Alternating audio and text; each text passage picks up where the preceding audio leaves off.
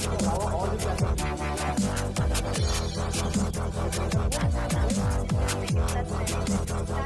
बच्चों, आप सभी को गुड इवनिंग, नमस्कार एंड जय Shri Ram. Welcome to the session. आज की क्लास जो है बेटा एकदम स्पेशल होने वाली है, ठीक है, क्योंकि आज जो है हम लोग इम्पोर्टेंट टॉपिक्स को कवर करेंगे जिसका नाम क्या है, बेस थ्योरम। ठीक है,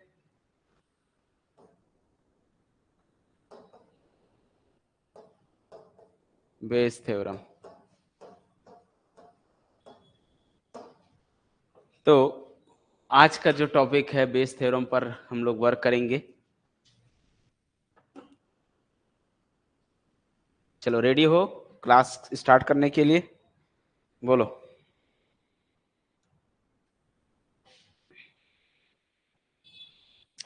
तो कंडीशनल प्रोबेबिलिटी पहले हम लोग कर चुके हैं सारी चीजें, ठीक है। आज जो है बेस थ्योरम और यहाँ से क्वेश्चन ज्यादा चांसेस होता है आने का, ठीक है। आप लोग को इसको अच्छे से कवर अप करना है भाई, बेस थ्योरम को।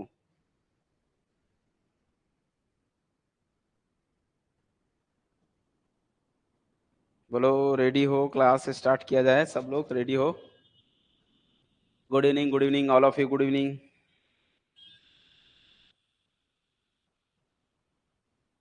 सुबह बच्चे इतने ज्वाइन नहीं करते हैं, लगता है ज्यादा ही लोगों को प्रॉब्लम रहती है, हाँ? चलो कोई दिक्कत नहीं है।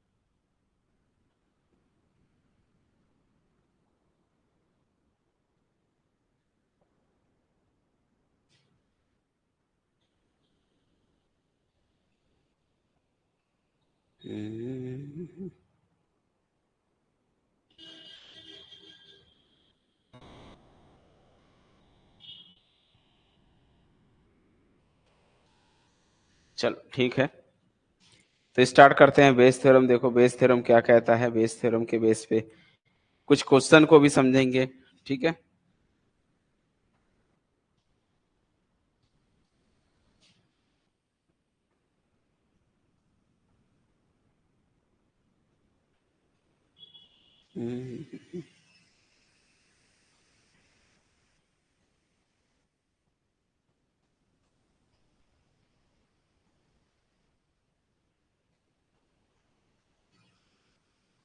तो पहले मैं बेस थ्योरम का स्टेटमेंट जो थ्योरेटिकली किताबों में पाई जाती है उन थ्योरम को पहले देख लो कि ये बोला क्या। बेस थ्योरम बोलता क्या है, कैसे मान लो बहुत सारे क्या है इवेंट्स हैं, ठीक है।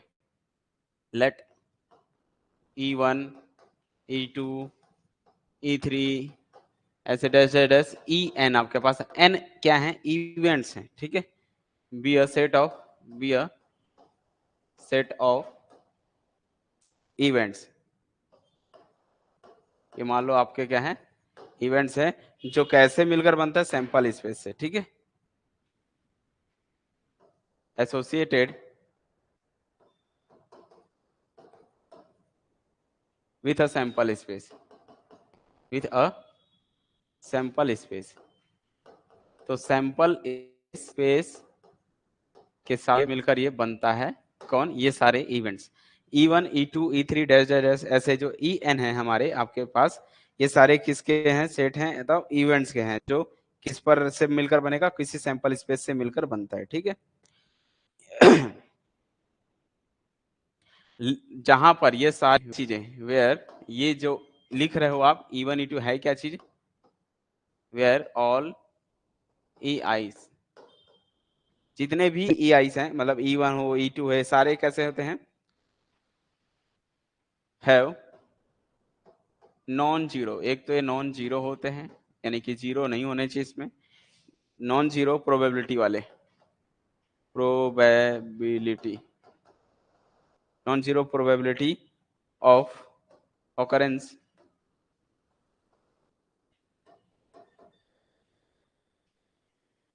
and they form a and they form a partition of S. They form a partition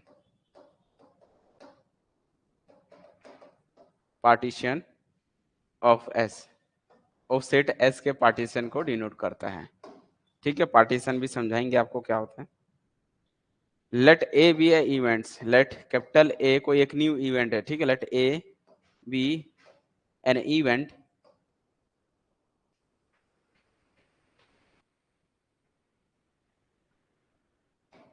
associated with S, same ये भी associated with S। S क्या है? सैंपल स्पेस है। तो सैंपल स्पेस के साथ ये भी क्या होता है? बनता है, वहीं से बनता है। अगर ऐसा है तो देन ये जो प्रोबेबिलिटी कैलकुलेट करोगे किसकी? प्रोबेबिलिटी ऑफ किसी भी इवेंट्स की, E1, E2, E3 की, और वो जो है ए पर डिपेंड करता होगा, यानी कि probability of E I upon A, जहां ई आई क्या हो सकते हैं? E1, E2, E3, लाइक इस तरह से n तक के कुछ भी हो सकते हैं। और इसकी प्रोबेबिलिटी ये जो कहता है, इसका फॉर्मूला क्या होता है? ये कहता है कि यहाँ पर जो है प्रोबेबिलिटी ऑफ किसकी, जितने भी ये सिंगल हैं ई आई, इनकी probability into probability of A upon E I, इसकी वैल्यू होती है। और अपॉन में जो है समेशन होते हैं, यानी कि जितने भी सारे होंगे सभी को समेशन कर दो। आई की वैल्यू 1 से लेके n तक सभी के लिए probability of E I into probability of A upon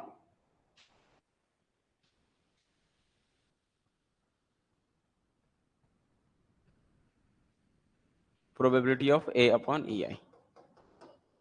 जहां पर आई की वैल्यू को 1, 2, 3 पुट करते चले जाओगे तो ये सारी चीजें मिलते चली जाएगी। तो आपको लग रहा होगा कि ये कुछ डेंजर सा लिखा हुआ है, ऐसा कुछ क्या लिख दिए इस क्वेश्चन में, तो इसका स्टेटमेंट जो कि बहुत से बच्चों को समझ में नहीं आता है। तो स्टेटमेंट इसी तरीके से है, बट इसका जो क्वेश्चन इतना इजी आते हैं, इतना इजी तरीके से आपको समझ में आएगा।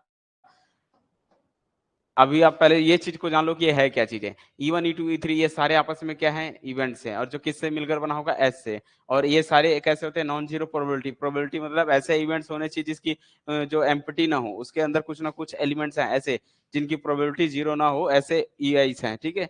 और ये भी क्या हो रहा है? Occurrence they form a partition of, वो S के पार्टीशन को डिनोट करता है। पार्टीशन क्या होता है पहले ये जान लो, कुछ चीजें पहले कई जगह note. Partition of any set, ठीक है, partition of any set. Partition कुछ नहीं है, पार्टीशन का मतलब होता है कि किसी भी एलिमेंट्स को इस तरह से बांटो कि वो जो है टूट के आपको क्या मिल जाए। देखो जैसे मान लो 1, 2, 3, 4 डैश डैश डैश, इसके अंदर में 10 तक के एलिमेंट, कितने तक हैं बच्चों? 10 तक है। आप कितना पार्टीशन कर सकते हो? कितने पार्टीशन कर? 10 तो कर सकते हो, मैक्सिमम 10 कर सकते हो, 10 से ज्यादा नहीं पार्टीशन कर सकते। मैक्सिमम इसका कितना कर सकते हो? ज्यादा से ज्यादा। बिल्कुल न्यू टॉपिक है। हाँ अभी समझाऊंगा उस चीज को, पहले ये जानो क्या चीज है यहाँ पर। इसके कितने पार्टीशन कर सकते हो? पार्टीशन मतलब अलग अलग एलिमेंट को कंटेन करने वाला सेट, ठीक है। तो E1 के अंदर में मान लो आपने 5 डाल दिया, E2 के अंदर में आप कुछ और डाल दो, ऐसे अलग अलग एक एक एलिमेंट देते जाओगे तो 10 बनेगा। कई लोग जो है इसको बोलेंगे नहीं मैं सिर्फ 3 पार्टीशन करना चाहता हूँ, कोई दिक्कत नहीं, आप 3 कर दो, 2, 4, 6, 8, 10 डाल दिया। एक तीसरा E3 लिखा, E3 के अंदर में क्या लिखूंगा? जो बच गए हैं 1 है, 3 है और 7, 9, बोलो सारे कंटेंट हो गए कि नहीं है? E1, E2, E3 सबको मिल गया। तो अगर मैं 3 पार्टीशन करना चाहता हूं तो यही लिखा, 4 करना चाहता हूं तो फिर और कुछ और लूंगा, तो इनमें से किसी को कम कर दूंगा। ये इस तरह से ही पार्टीशन बनता है। क्यों बनता है? इसको मैं पार्टीशन क्यों बोलूंगा? पार्टीशन इसलिए बोलूंगा क्यों, क्योंकि जब आप E1 intersection E2 intersection E3 करते हो, किसी भी दो का इंटरसेक्शन करते हो, आपस में क्या मिलेंगे? 5 मिलेंगे। लाइक मतलब EI इंटरसेक्शन EJ करते हो, ठीक है, कोई भी E1, E2, E3, E1 कुछ भी करते हो, इसका आंसर क्या आना चाहिए? 5 आना चाहिए, पहला केस। दूसरा अगर आप सभी का यूनियन करते हो, E1 union E2 union E3 ऐसे करते जाते हो, जितने भी हैं सबका यूनियन करोगे तो आपका पूरा कौन बनना चाहिए, कैपिटल सेट ए बनना चाहिए। बात आई समझ में, इसलिए उसको पार्टीशन कहते हैं। पार्टीशन समझ में आया?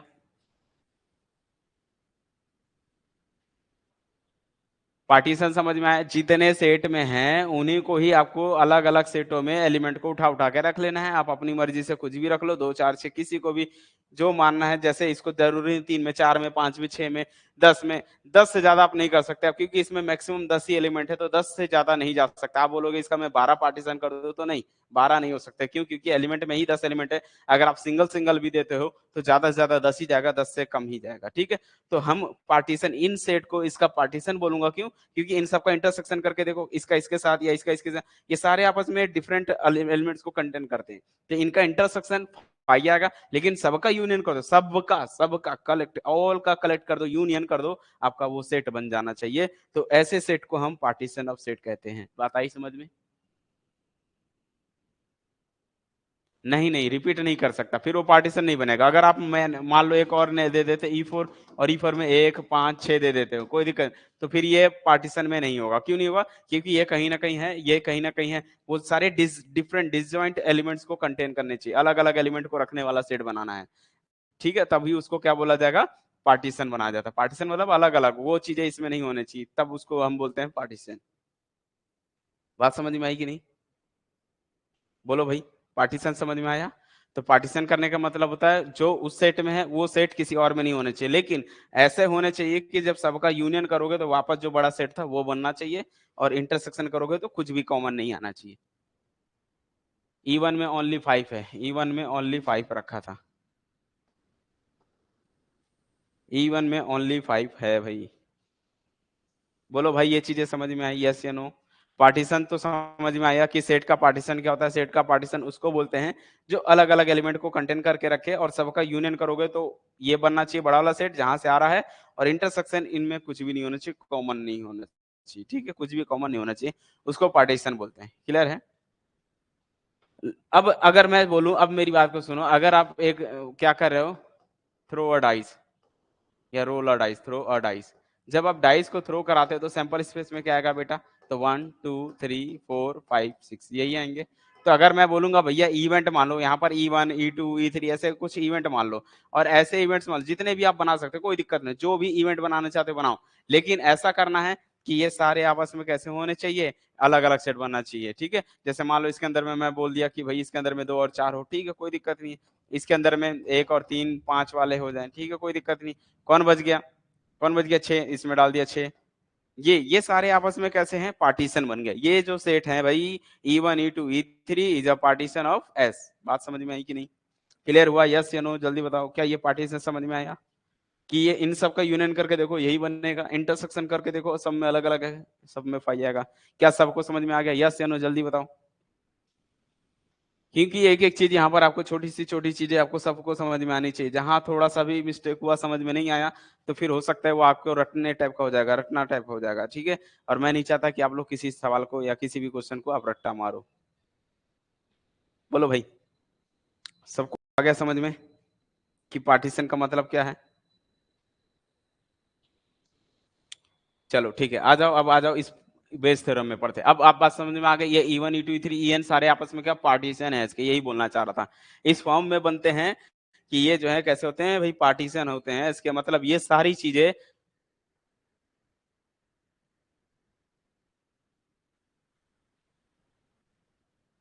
इंटरसेक्शन, खाली इंटरसेक्शन में कुछ भी कॉमन नहीं होने चाहिए। अरे भाई ओहो, अब आ जाओ एक और चित्र से। E1 E2 E3 लगता है नहीं समझ पाए, ये कौन है बेटा, सिंपल स्पेस। ये E1 है, ये E2 है, ये E3 है, ये E4 है, E5 है, ये ऐसे होने चाहिए, अलग अलग होने चाहिए। यूनियन करो, बड़ा सेट अलग अलग है, कुछ भी कॉमन नहीं है। अब आप बोलोगे ये पार्टीशन है क्या, नहीं, ये बिल्कुल पार्टीशन नहीं है। बात समझ में आई? दिस इज नॉट पार्टीशन, ये है पार्टीशन, ये है पार्टीशन नहीं है। दोनों में समझ में आ चुका है? कॉमन कुछ नहीं मिलना चाहिए, इसमें बहुत सारे कॉमन मिल जाएंगे, इसमें नहीं है। तो ये है आपका पार्टीशन, और ये है नॉट पार्टीशन। क्लियर हुआ? नहीं आया?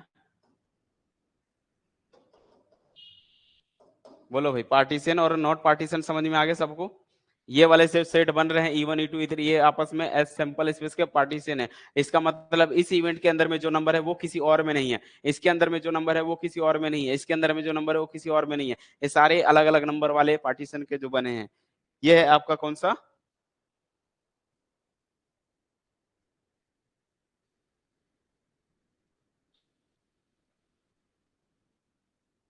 हाँ, यहाँ पर अभी क्या है एक्चुअल में, यहाँ पर मैं इंडिपेंडेंट डिपेंडेंट इसलिए नहीं बोला क्योंकि अभी हम लोग बेस थ्योरम पढ़ रहे हैं, और बेस थ्योरम में एक से ज्यादा हो सकते हैं, तो वो सेट पर वो आपका क्या हो सकता है, डिपेंड भी हो सकता है, इंडिपेंडेंट, इसलिए मैंने वो वर्ड यूज नहीं किया। लेकिन आपस में कैसे होंगे ये, आपस में यहाँ पर इंडिपेंडेंट डिपेंडेंट तब करते हैं जब एक ही चीज को कैलकुलेट करना होता है, जब तब हम इंडिपेंडेंट डिपेंडेंट बात करते हैं। यहाँ पर सारी चीजें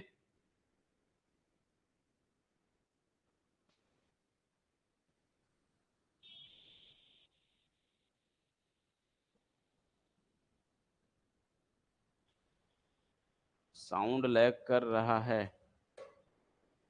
साउंड तो बराबर लगा हुआ है यहाँ पर। चलो ठीक है, देखते हैं। तो अब ये चीजें समझ में आ गई।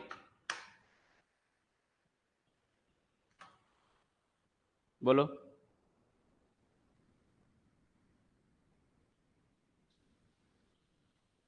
कोई दिक्कत नहीं, आप इसको बोलते हो ना, जैसे यहाँ पर ये सारे सेट आपस में कैसे होंगे, जो है इंडिपेंडेंट बोलते हो ना, तो उसको इंडिपेंडेंट बोल सकते हो ऐसा। लेकिन मैं इसलिए इंडिपेंडेंट डिपेंडेंट मैं बोला कि वर्ड यूज नहीं किया, रीजन इसके पीछे कारण यह है कि इंडिपेंडेंट का मतलब क्या होता है, सारे अलग, बस इंटरसेक्शन फाई आएगा, यूनियन करने पर जरूरी नहीं है वो एस बने, वो चीजें बात है, इसलिए मैं जो है इंडिपेंडेंट डिपेंडेंट वर्ड नहीं बोला, ठीक है। क्योंकि अगर आप इनका इंडिपेंडेंट में क्या होता है, बस इंटरसेक्शन बताता है कि भाई क्या होता है, इंडिपेंडेंट होंगे, ये इनका इंटरसेक्शन कैसा होता है, फाई आएगा। लेकिन क्या इनका यूनियन करने पर वापस एस बने, इसकी कोई गारंटी नहीं है, इसकी कोई गारंटी नहीं कि यूनियन करने पे एस बने, इसीलिए मैं पार्टीशन बोला, पार्टीशन अलग है, इंडिपेंडेंट डिपेंडेंट अलग है, ठीक है। आ जाओ इसमें। तो यहाँ पर ये जितने भी इवेंट्स बनेंगे वो आपस में कैसे होंगे, डिसजॉइंट बनेंगे भाई, तभी वो पार्टीशन है, तो वो आपस में कैसे हैं, डिसजॉइंट है, अलग अलग चीजें हैं। तब प्रोबेबिलिटी ऑफ EI, किसी भी एक इनमें से किसी एक इवेंट्स की प्रोबेबिलिटी बोलेगा, उसकी कैलकुलेट करनी है, तो वो कैसे निकलेगा, PI/A, जहां ए जो है पहले से आपको पता चला होगा, ए कोई इवेंट है वो आपको निकल चुका होगा, लिखा हुआ ए कोई एनी इवेंट है, तो ये जो इवेंट है वो आपको पहले से, ये कंडीशनल प्रोबेबिलिटी आ गई। और जब कंडीशनल प्रोबेबिलिटी कब आती है, जब आपको एक इवेंट के बारे में आपको नॉलेज हो, पता हो कि जब ये घटना घट चुकी है, तो बेस थ्योरम एक्चुअल में रिवर्स है, रिवर्स है, पता करने का तरीका है, मैं बताऊंगा क्या चीज पता करने का तरीका है। वो तो कैसे, अभी पहले फॉर्मूला देख लो क्या होता है, PEI/A का मतलब क्या होता है, PEI यानी इसकी अलग से probability up into probability of A/EI, और यही चीज को नीचे में है, बशर्ते यहाँ पर i=1 मतलब जितने हैं सबका सम करना है, ठीक है, सबका सम करना है। तो इस बेस थ्योरम का सबसे अच्छा एग्जांपल आप ये देख सकते हो कि इसको एग्जांपल के थ्रू समझो, ठीक है। जब तक आप एग्जांपल नहीं क्लियर करोगे आपको बिल्कुल समझ में नहीं आने वाला है। यहाँ पर आओ, एक एक चीज को एग्जांपल से समझेंगे हम।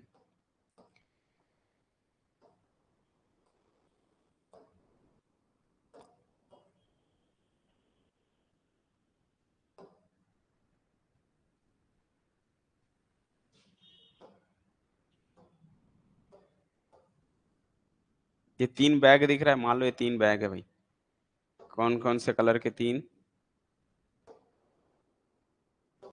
3 बैग है, ठीक है। ये 3 बैग्स दिख रहे हैं, ये 3 बैग है मान लो, ठीक है। मैं बेस थ्योरम का कॉन्सेप्ट बताना चाह रहा हूँ कि ये एक्चुअल में है क्या, बेस थ्योरम क्या पता करता है, बेस थ्योरम से हमको क्या चीजें जानकारी मिलती है, आओ उसके बारे में देखते हैं। बेस थ्योरम ये कहता है कि आपके पास ये क्या है, 3 बैग्स हैं, ये मान लो बैग है, और इस बैग के अंदर में मान लो क्या लिख रहा हूँ,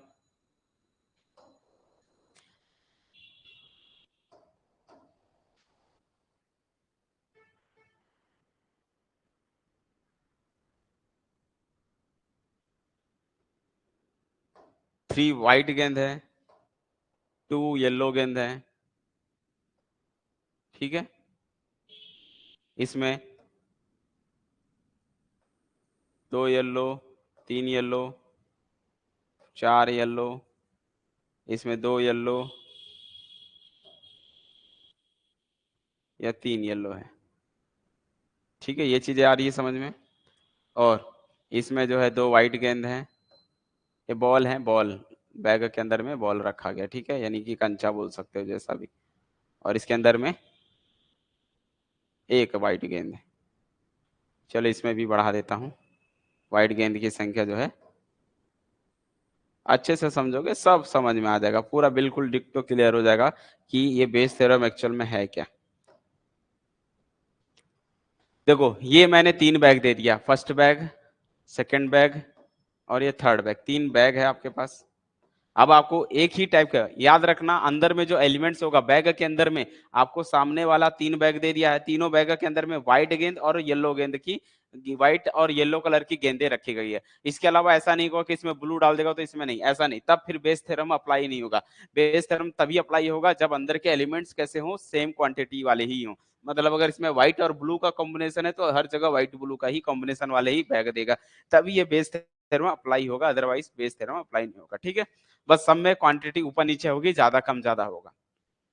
अब आपसे क्वेश्चन बोलेगा भैया एक गेंद आपको इनमें से चूज करनी है, एक गेंद कोई भी रेंडमली निकालना है। अब आप फर्स्ट बैग से निकालो, सेकंड से बैग से निकालो, थर्ड से बैग से निकालो, मेरे को मतलब नहीं है। आपको इनमें से कोई एक गेंद आपको क्या करना है, ड्रॉ करना है, यानी निकालना है, रेंडमली थ्रो करानी है। ठीक है, तो जब आप एक गेंद निकालोगे, ठीक है, तो यहाँ पर जो है गेंद निकलेगी। तो मान लो ये एक न्यू थैला बना रहा हूं मैं, जिसके अंदर में यहां से आपको एक गेंद निकालनी है, एक गेंद यहां से निकलेगी, एक यहां से निकलेगा, एक यहां से निकलेगा। अब यहां पर जो गेंद आएगा, ध्यान से सुनना, यहां पर जो गेंद आएगी, और मेरा क्वेश्चन ये है ये गेंदे व्हाइट गेंद हो। क्या बोला भाई, ये गेंद कैसी है, व्हाइट गेंद की हो, तो इसकी क्या प्रोबेबिलिटी है, ये व्हाइट गेंद, मतलब मैं अब आपको क्या बोल रहा हूं, मैंने बोला ये जो गेंद है ये ऑलरेडी व्हाइट है, मिल चुका मुझे, यानी कि मैंने एक गेंद यहां से निकाला, वो गेंद कैसी है, व्हाइट गेंद है।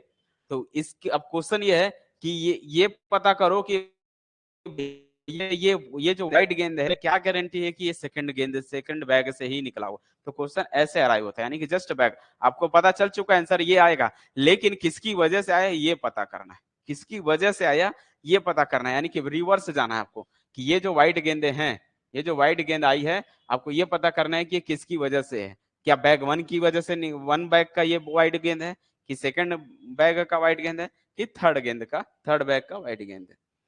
बात समझ में, मतलब आपको आंसर पता चुका कि ये हो चुका है, लेकिन किसकी वजह से हुआ ये पता करना है, कि यार ये किसकी वजह से हुआ है, कौन से किसके कारण से हुआ है। जैसे लाइक बोलते हैं ना कि अगर मैं आपसे बोलूं कि भाई मान लो आपको खांसी है, क्या मैंने कहा, मैंने बोला आपको खांसी हो गई।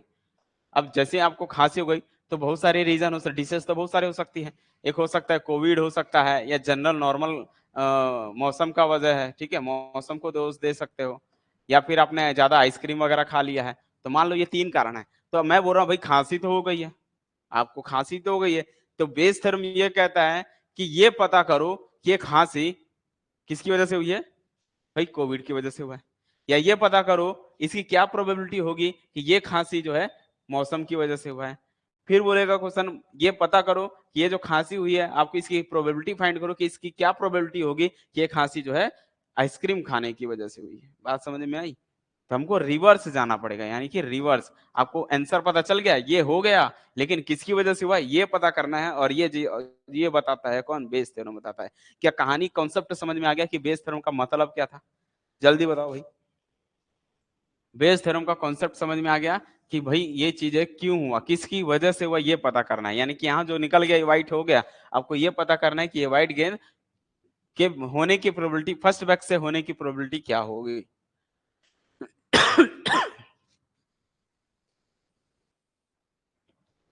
ठीक है, अभी और देखो क्वेश्चन में, अभी और अभी बहुत कुछ बाकी, अभी हुआ नहीं अभी। ठीक है, तो अब ये बताओ जब आप ऐसे क्वेश्चन आएंगे, अब मेरा क्वेश्चन को समझना, क्वेश्चन में लिख दे रहा हूं आराम से, बिल्कुल क्वेश्चन नंबर 1 पहला इस क्वेश्चन के बेस पर। ठीक है, find the probability,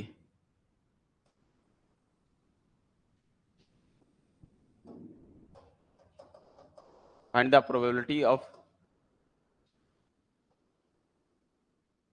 find the probability of getting white again, है ना।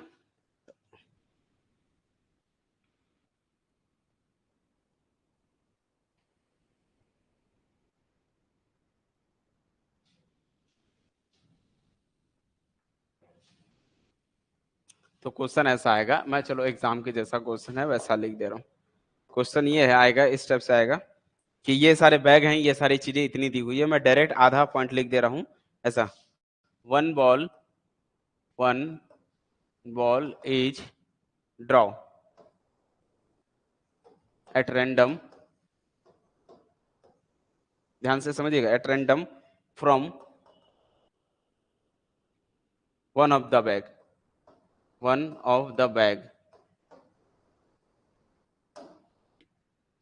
and it is found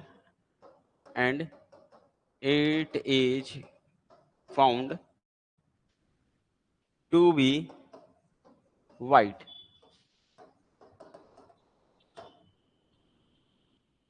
Find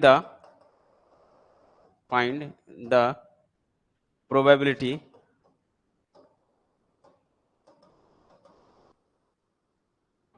that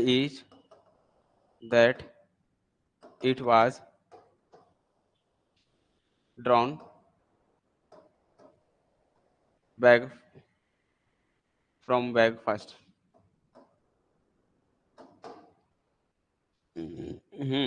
चलो, कई बच्चों को समझ में नहीं आया ये कॉन्सेप्ट, फिर से समझाने की कोशिश करूंगा। बच्चों ध्यान से देखो कि बेस थ्योरम क्या कहता है।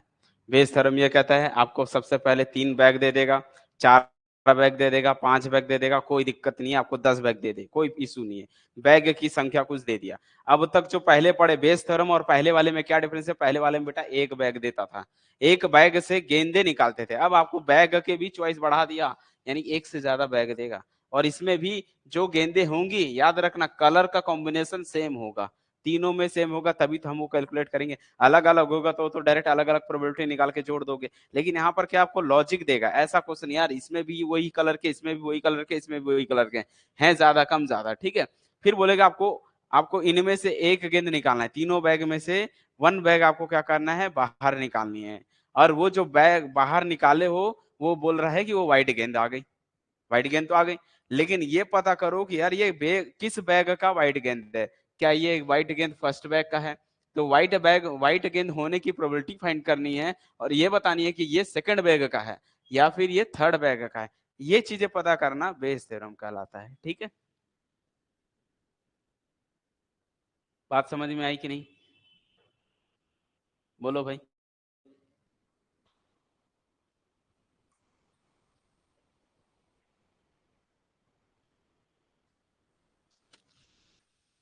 अब इस क्वेश्चन को समझिए, इस क्वेश्चन में क्या लिखा हुआ है कि इस क्वेश्चन में है कि आपके पास 3 बैग हैं, फर्स्ट बैग में इतने गेंद है, सेकंड बैग में मतलब 3 व्हाइट है, 2 ब्लू है, 2 येलो है, सेकंड बैग में आपके पास 4 जो है येलो है और 2 व्हाइट गेंद है, थर्ड बैग में आपके पास 3 येलो है और 4 व्हाइट गेंद है, ठीक है।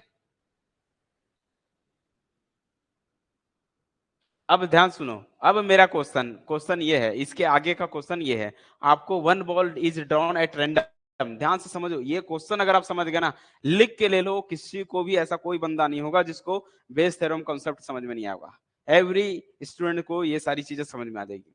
आपको बोल रहा है वन बॉल इज ड्रॉन, इनमें से किसी, क्या करना है आपको? बॉल को निकालना है, और बोल रहा है वन ऑफ द बैग, इनमें से किसी भी बैग से आप निकाल सकते हो, and it is found to be white, आपको पता चल गया है कि वो गेंद कैसी है? व्हाइट है, तो गेंद व्हाइट है ये तो पता चल गया। Find the probability that is it was drawn from first bag, यानी कि ये पता करो इसकी क्या प्रोबेबिलिटी होगी कि ये जो है निकला हुआ जो व्हाइट गेंद है वो फर्स्ट बैग का है।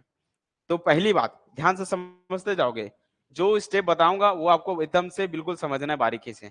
अगर मैं बोलूंगा अब आपके पास चॉइस है बैग, पहली बात तो ये जो इवेंट्स हैं, ये फर्स्ट इवेंट, यही तो आपका इवेंट है, E1 E2 E3, this is events, मतलब इवेंट्स कौन सा हो गया यहाँ पर? इवेंट E1 जो सॉल्यूशन निकलेगा यहाँ पर, इस सॉल्यूशन में जो E1 E2 E3 लिख रहे थे, वो E1 E2 E3 कोई और नहीं, फर्स्ट बैग चूज करने की प्रोबेबिलिटी हो गई। मतलब E1 कौन है? फर्स्ट बैग चूज करने का प्रोबेबिलिटी हो गया, ठीक है। Yep, even is an event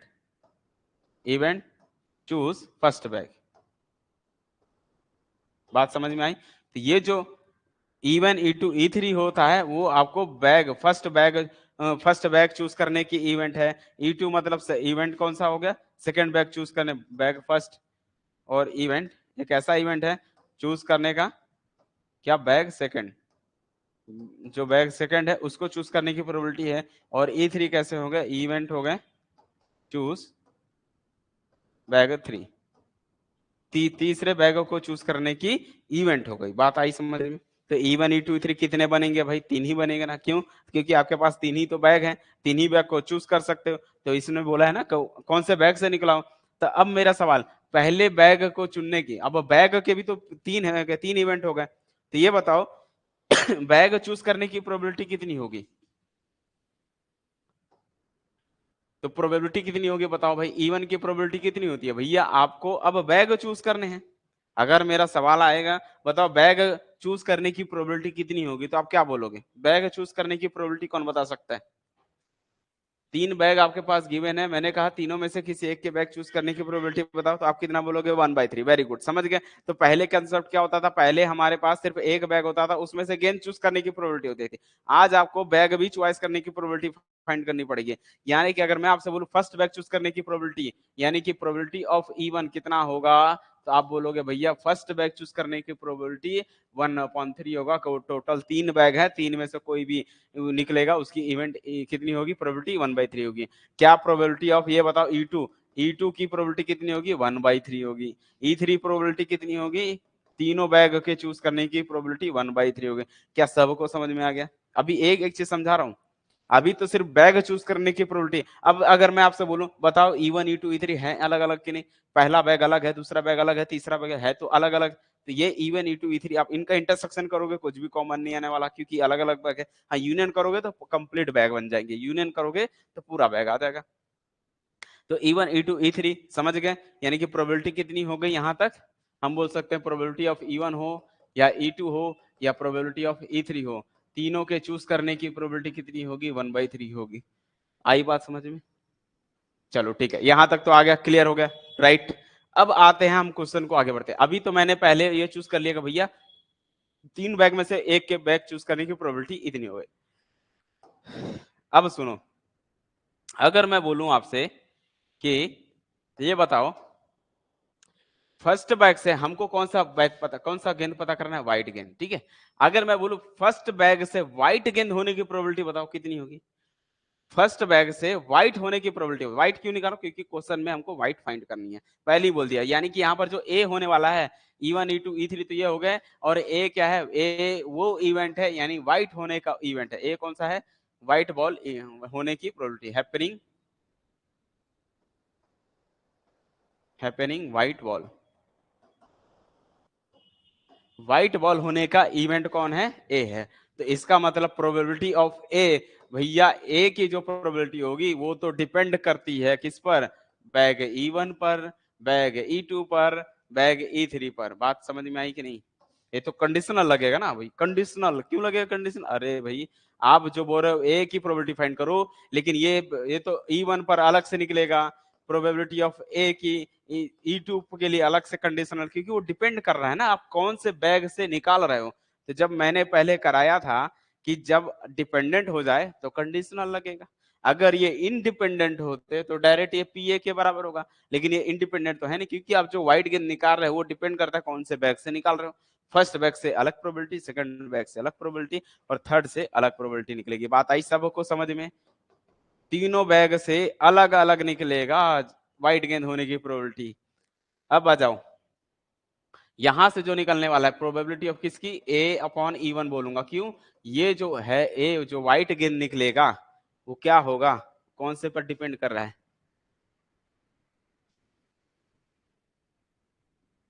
बात समझ में आई कि नहीं? कहां गए? इस क्षेत्र में आ जाओ। तो आप ए क्या है? व्हाइट गेंद होने की प्रोबेबिलिटी, वो डिपेंड करती है कौन से बैग से निकाल रहे हो। तो जो डिपेंड कर रहा है E1 पर डिपेंड कर रहा है, तो बताओ इसकी प्रोबेबिलिटी कितनी होगी? व्हाइट कितने हैं इस पे? 3 व्हाइट है ना, 3 व्हाइट है तो 3 आ सकता है कितने में से? कितने में से? 5 में से। बात सबको समझ में आनी चाहिए भाई। इसकी प्रोबेबिलिटी कितनी होगी?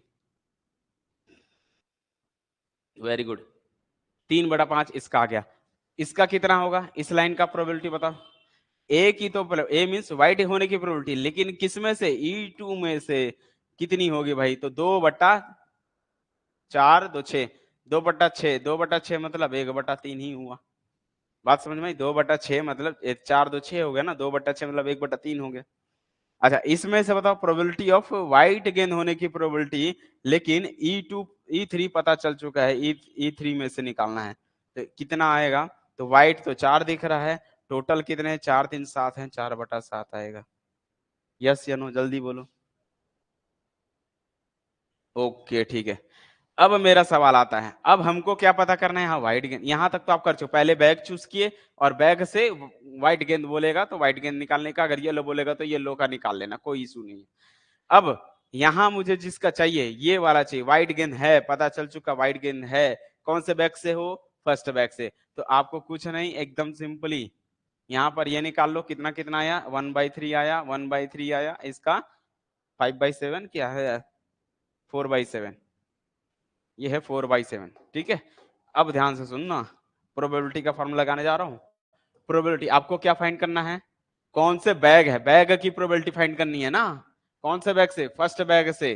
किसकी प्रोबेबिलिटी? व्हाइट होने का प्रोबेबिलिटी, ये फाइंड करनी है आपको। फर्स्ट बैग का ही वो व्हाइट गेंद हो, इसकी प्रोबेबिलिटी फाइंड करनी है। तो ये भी कंडीशनल लग गया यहाँ पर, लेकिन यहाँ उल्टा आएगा, क्योंकि अब मुझे बैग चूज करने की प्रोबेबिलिटी फाइंड करनी है और गेंद व्हाइट है ये पता चल चुका है। तो इसका फॉर्मूला कुछ नहीं करना है, एकदम सिंपल। नीचे में, ऊपर में कौन से बैग से निकालो भाई? बैग चूज करने की प्रोबेबिलिटी कितनी थी? यानी कि आपको प्रोबेबिलिटी कैलकुलेट करनी है, पहले E1 बैग की प्रोबेबिलिटी और दूसरा प्रोबेबिलिटी ऑफ A/E1, पहले गेंद से व्हाइट होने की प्रोबेबिलिटी, पहले बैग से व्हाइट होने की प्रोबेबिलिटी, और नीचे में सबका लिखना है। सबका मतलब P of E1 into P of A/E1, bag choose होने, यानी कि देखो डिफरेंस, देखो फॉर्मूला क्या है, ये लिखना, फिर प्लस दूसरे बैग चूज करने की प्रोबेबिलिटी और दूसरे बैग से व्हाइट गेंद होने की प्रोबेबिलिटी, ये प्लस तीसरा थर्ड बैग से क्या करोगे? थोड़ा छोटा लिख देता हूं इसको, एक ही लाइन में आ जाए। तो probability of E1 into probability of A/E1, पहले बैग से व्हाइट होने की probability, plus probability of E2, दूसरे बैग चूज करने की प्रोबेबिलिटी, और probability of A/E2, plus probability of E3, third bag choose करने की probability, into probability of A/E3। ऐसा नीचे में टोटल रहेगा, जिस गेंद का, जिस बैग का बोलेगा उसको फर्स्ट पे रखना है, एकदम सिंपल। बताओ भाई सबका फॉर्मूला क्या है? अब अगर मैं बोलूं पहले बैग चूज करने की प्रोबेबिलिटी कितनी थी? 1/3। ठीक है, पहले बैग से व्हाइट गेंद होने की प्रोबेबिलिटी कितनी निकाले? ये है पहले बैग से, कितना है? 1/3। और अपॉन में कौन आ जाएगा? सब आ जाएंगे। पहले बैग की चूज करने की प्रोबेबिलिटी 1/3, पहले बैग कितने व्हाइट कितने हैं? 1/3, प्लस बैग चूज करने की प्रोबेबिलिटी 1/3, दूसरे बैग से व्हाइट होने की प्रोबेबिलिटी 1/3, थर्ड 1/3 इंटू थर्ड से 4/7। तो इसको सॉल्व नहीं किया जाता, सब में 1/3 1/3 1/3 निकलेगा, तो 1/3 अपने जगह रखो, 1/3 अपने जगह। यहाँ से 1/3 1/3 1/3 को आपको कॉमन कर लेना है, तो क्या बचने वाला है? यहाँ से 1/3 प्लस यहाँ से 1/3 एक ठो, प्लस यहाँ से 4/7। सब में से ये जो प्रोबेबिलिटी E1 E2 E3 तो सेम है ना, सबको बाहर निकाल के ये 1/3 से 1/3 को क्या कर देना है? कट कर देना है। एक 1/3 एक 1/3 कट जाएगा, तो 1/3 और नीचे का एलसीएम लोगे तो कितना आएगा भाई? 3 3 का, ये तो 2/3 हो गया, तो 2/3, 2 और 7 का एलसीएम कितना होता है? 14, तो 14 ऊपर चले जाएगा। तो ये कितना आने वाला है? चलो एक लाइन और लिख दो ताकि आप लोग को एकदम क्लियरली समझ में आ जाए। 1/3 अपॉन 2/7 प्लस 2/3 प्लस 4/7, ये कितना आएगा? 1/3 इंटू एलसीएम 14 ऊपर चले जाएगा, 7 दूनी 14 प्लस 4 तिया 12, ये आने वाला है। और ये जो कितना आएगा? 14/14 और 12, 4 2 6 26, 26 गुणा 3, 3 कर दो, तो 14/6 18 की 8 हासिल 1, 3 दूनी 6 और 1 7, 14/78 कटेगा 2 से, 2 से काट दो, 2 7 14, 2 तिया 6, 2 निया 18, तो 7/39। क्या सबको समझ में आ गया?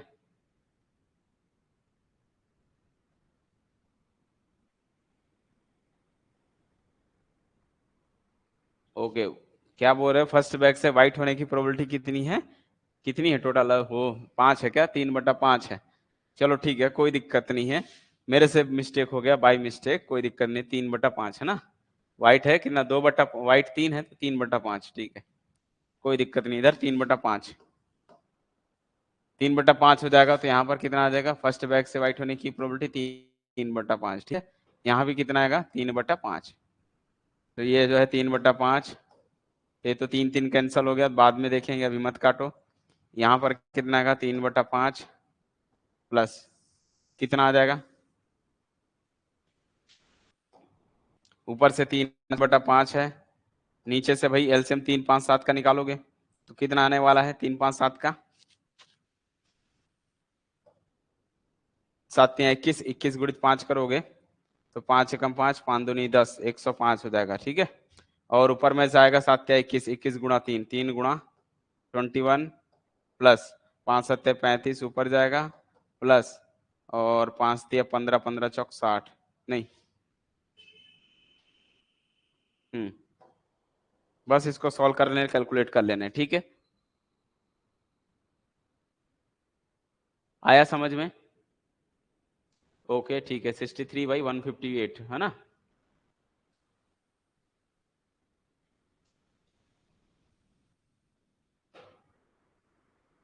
ठीक है, आप लोग कैलकुलेट कर लियो तो अच्छी बात है। 63/168, 63/158, ओके। एक बार और समझाऊं सब लोग को बेस थ्योरम का कॉन्सेप्ट, बोलो भाई। तो बेस थ्योरम वैसे कुछ था नहीं, लेकिन बल्कि बहुत इजी है। बस आपको ये पता करना है, पहले तो बैग चूज करने की प्रोबेबिलिटी निकाल लो, और ये चीजें प्रोबेबिलिटी हो गई। और फर्स्ट बैग से आपको जो भी बोलेगा व्हाइट हो गई तो व्हाइट होने की प्रोबेबिलिटी, फर्स्ट बैग से व्हाइट होने की प्रोबेबिलिटी कितनी होगी भाई बताओ। 3 व्हाइट है, 3 में से कितने में से 5 में से 3 निकलेगा तो 3/5 आएगा। लेकिन यहाँ पर ये कंडीशन ये अपॉन में क्यों लिखा, इसको डायरेक्ट पीए क्यों नहीं लिखा, इसलिए लिखा क्योंकि ये फर्स्ट बैग पर डिपेंड करता है। जो आपका ए क्या है, ए क्या है व्हाइट होने की प्रोबेबिलिटी, ए क्या है व्हाइट होने की प्रोबेबिलिटी है, तो व्हाइट फर्स्ट बैग से अलग निकलेगा, सेकंड बैग से अलग व्हाइट होगा, थर्ड बैग से अलग व्हाइट होंगे। तो ये तीनों से अलग अलग होंगे, इसलिए ये जो है A/E1, A/E2, A/E3 क्या है। आपसे अगर एग्जाम में आता है ऐसा क्वेश्चन, आपको ये A1 A1 A2 E3 E1 देने की जरूरत नहीं, डायरेक्टली यहाँ पर देख लो कितना आएगा 3/5। तो ये देख लो 3/5 और टोटल बैग चूज करने की प्रोबेबिलिटी देखो, इसका फॉर्मूला में क्या लिखा गया सिंपली, यानी कि जो फर्स्ट बैग प्रोबेबिलिटी और पहले बैग का हो, इसलिए वो पहले बैग से व्हाइट होने की प्रोबेबिलिटी है। और नीचे में तो सब आएंगे तीनों, जितने बैग उतने के व्हाइट होने की प्रोबेबिलिटी, सबका मल्टीप्लाई करके जोड़ दिया जाता है, इसको टोटल प्रोबेबिलिटी बोला जाता है। नीचे वाला जो है टोटल प्रोबेबिलिटी बोला जाता है। तो प्रोबेबिलिटी नीचे में तो सब आएंगे, नीचे में कैसे हो जाएगा, सब रहेगा। ऊपर में क्या हो जाता है कि ऊपर में जिस बैग का बोलेगा फर्स्ट का तो फर्स्ट का लिखना है, सेकंड बोलेगा तो सेकंड का लिखना है। इसी क्वेश्चन में अगर मैं आपसे बोलूं, ध्यान से देखो, क्वेश्चन को बदल दिया। अगर मैं क्वेश्चन को ये बोल दूं, क्वेश्चन नंबर 2, इसी क्वेश्चन पर ही,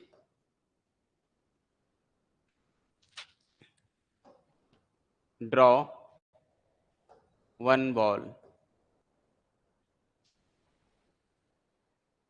of the bag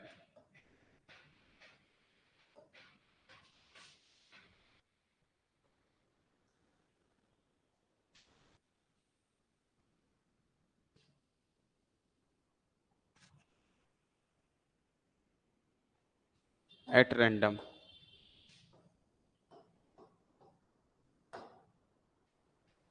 and it is and ball is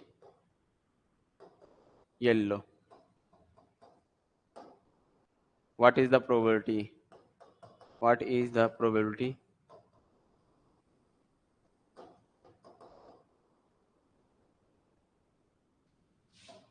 the ball is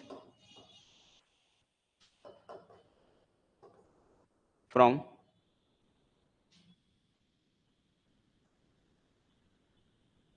what is the probability the ball,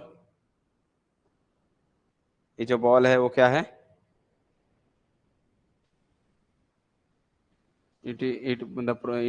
what is the probability that it was drawn at bag 3।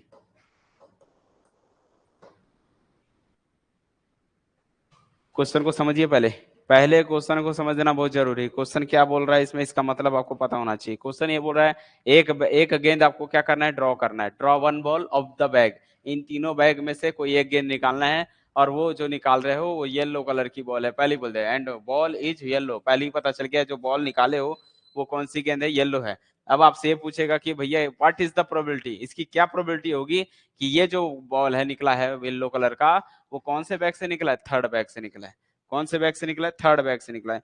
तो जब exam में ऐसे question आएंगे ना तो exam में आएगा बेटा इसका सॉल्यूशन, इसका सॉल्यूशन क्या करना है अपने को, ऐसे सजाना वजाना नहीं है, सॉल्यूशन क्या करना है, सीधा नीचे में ऐसा दो खंड बनाना है, ऊपर में क्या बोल रहा है थर्ड बैग, तो आपको यहाँ पर थर्ड बैग की प्रोबेबिलिटी निकाल लो। थर्ड बैग की प्रोबेबिलिटी चूज करने की कितनी है, 1/3 है। इनटू में थर्ड बैग से व्हाइट होने की प्रोबेबिलिटी निकाल लो, सर येलो निकालो, तो थर्ड बैग से येलो होने की प्रोबेबिलिटी देख लो डायग्राम से।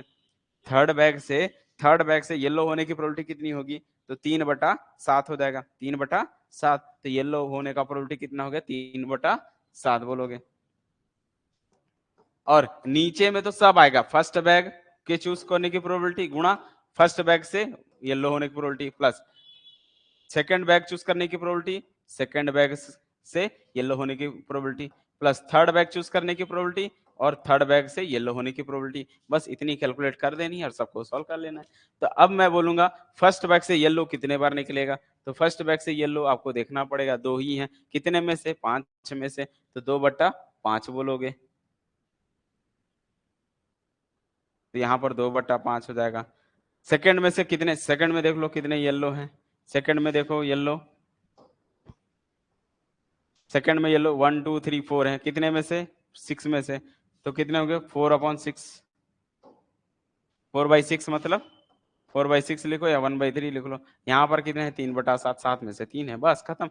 यानी कि जिस बैग का बोलेगा उसको बस फर्स्ट पे रखना है, नीचे में तो सब आना कंपलसरी है, नीचे में आना कंपलसरी, तो 3 3 तो यही कट गया, क्या बच गया 1/7, अपॉन में देखोगे तो ये कितना होगा 2/15 प्लस ये काटोगे 2 3 2 दूनी 4 2 तिया 6, तो कितना आएगा 2/9 प्लस यहाँ से आ जाएगा 3 3 कट जाएगा 1/7 आ जाएगा। ठीक है, अब आपको एलसीएम लेना है, सॉल्व कर लेना है। तो 1/7 अपने जगह रहेगा लाइन से, ऊपर में 15 9 7 का एलसीएम, 15 और 9 का कितना आएगा,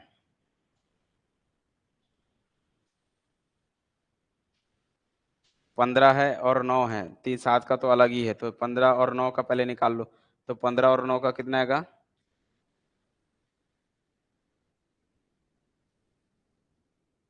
45, है ना, 15 और 9 का 45 होगा, तो 45 × 7 ऊपर जाएगा, 45 × 7 और नीचे में जो आने वाला है बेटा 15 छोड़ दो, तो 15 छोड़ दोगे तो 15 तिया 45, 3 और 7 7 तिया 21, 21 गुना ऊपर जाएगा, तो 21 × 2 करोगे तो 42 हो जाएगा, 42 ये हो गया, प्लस 9 से 9 छोड़ दो, तो 9 5 45, 5 का जाएगा, तो 5 और 7 5 7 35, 35 दूनी 70 हो जाएगा, प्लस 7 में 7 को छोड़ दो, बच गया 45 ऊपर जाएगा, तो 45 ऊपर जाएगा।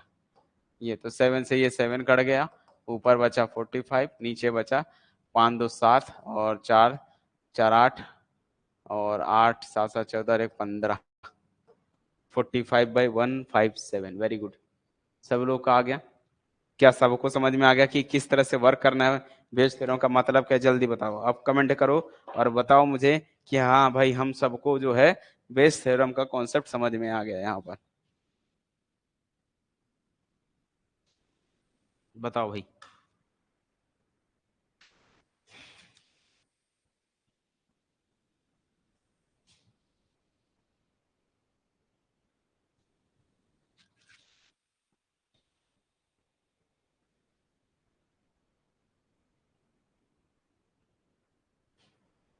ओके, अब मैं एक क्वेश्चन दूं, बना पाओगे, एक क्वेश्चन देता हूं,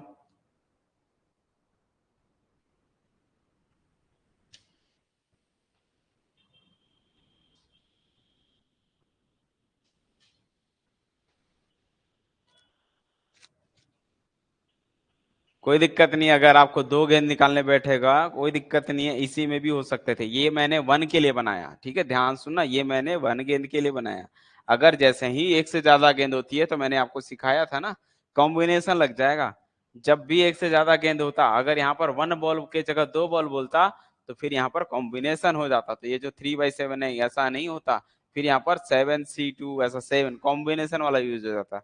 सारी चीजें कॉम्बिनेशन वाली हो जाती। बात आई समझ में?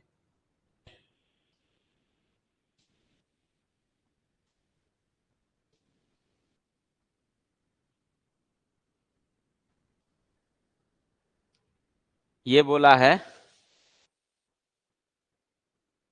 नहीं, दो बैग कैसे बोलेगा आपको? वो दो पॉसिबल ही नहीं है कि दोनों बैग से निकला हो। एक गेंद निकालना हो तो हाँ ऐसा बोलेगा तो एक गेंद इस गेंद से, एक गेंद से उस गेंद से, वो केस हो सकता है। एक गेंद को दो बॉल में नहीं बोल सकता, ठीक है। तो बैग जितने दिएगा, सामने वाला क्वेश्चन बोलेगा कि भैया ये जो गेंद निकली है, जब एक से ज्यादा गेंद निकालनी है तब आपको एक से ज्यादा बैग भी चूज कर सकता है। बोलेगा कि जो आप दो गेंद निकाल रहे हो, तो बोलेगा फर्स्ट गेंद जो है थर्ड बैग से निकला हो, और सेकंड गेंद जो है वो फर्स्ट बैग से निकला या थर्ड बैग से निकला हो। इस टाइप के क्वेश्चन आ सकते हैं, ठीक है। लेकिन अगर रैंडमली वन बॉल बोलेगा तो फिर एक बैग ही चूज करने बोलेगा, बताना है कि कौन से बैग से निकलेगा, ठीक है। चलो कोई दिक्कत नहीं है। अभी एक बार और क्वेश्चन को समझो और ट्राई करने की कोशिश करो, बिल्कुल मजा आएगा इस सवाल को बनाने में। बेस थ्योरम एक्चुअल में बहुत इजी है, समझने के ऊपर है, ठीक है। 3 अर्न्स, अंश समझते हैं ना, कोई टोकरी जैसा कुछ, टोकरी वोकरी है। 3 अंश, A1, A2, A3, ऐसे 3 कटोरी वटोरी हैं कुछ, contain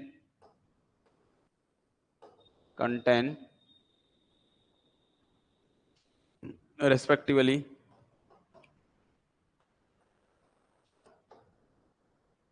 3 red, 4 white,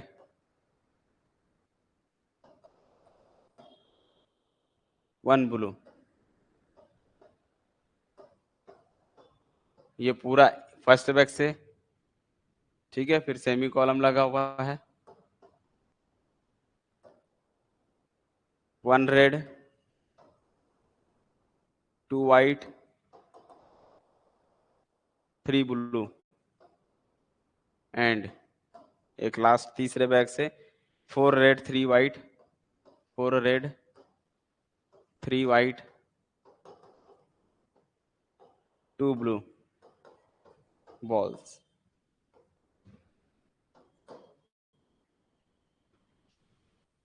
one urn is chosen, one कोई एक, one earn,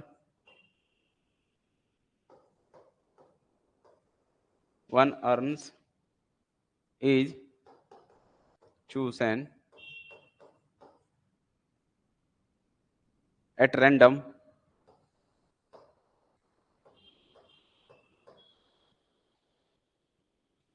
and a ball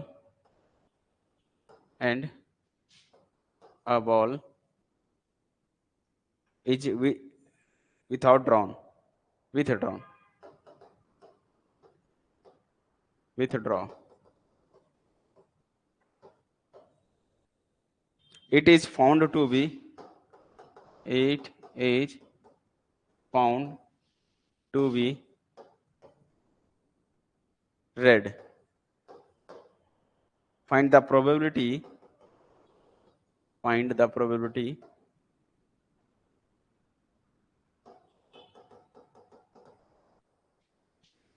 that it come, that it come from earn, from earn A2। चलिए भाई, क्वेश्चन सबको समझ में आ गया?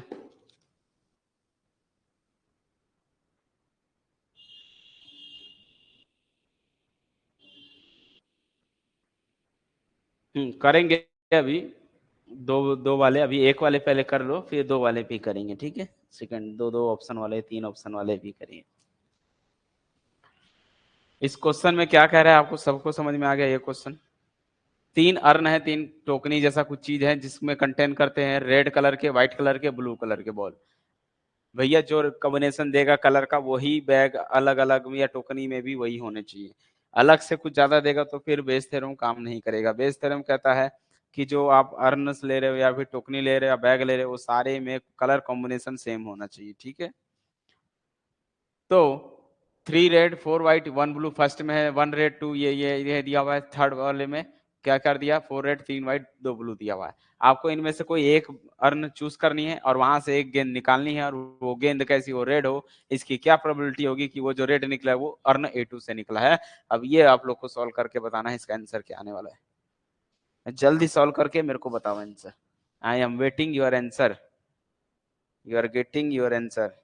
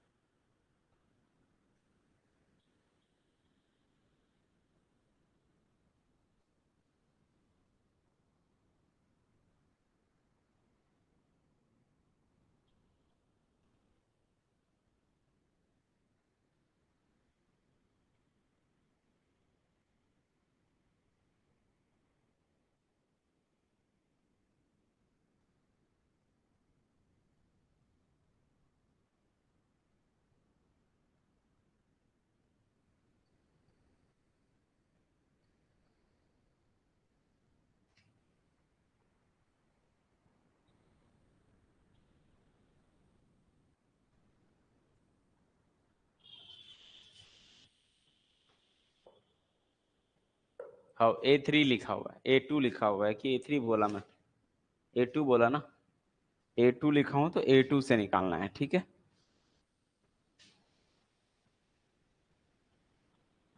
A2 लिखा हुआ है, A2।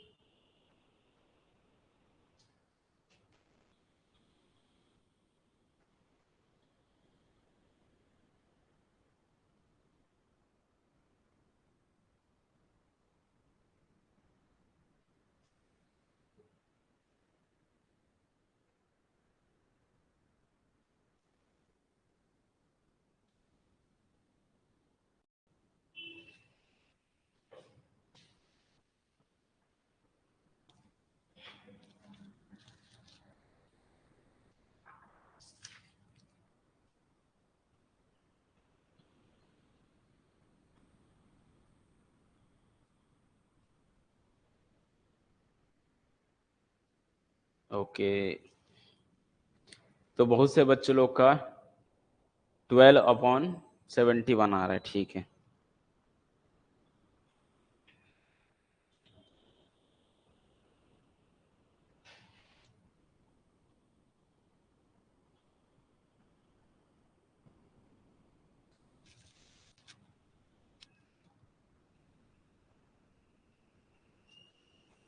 चलो ठीक है, आओ देखते हैं इसका क्या होने वाला है सॉल्यूशन।